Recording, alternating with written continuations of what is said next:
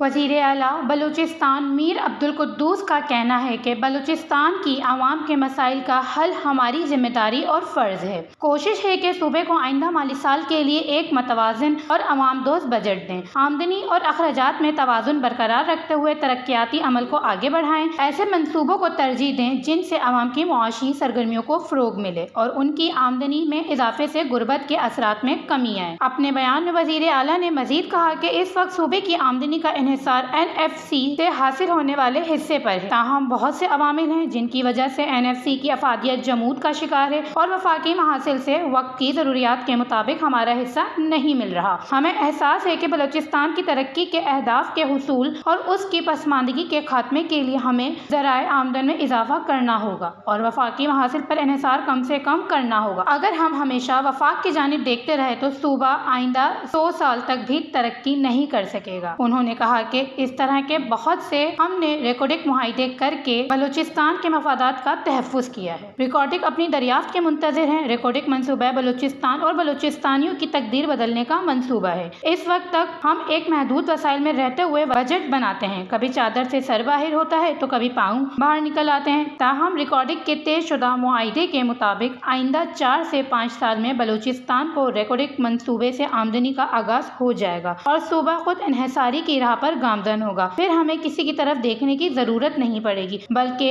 हम वफाक की भी मदद करने के पोजीशन में हो जाएंगे।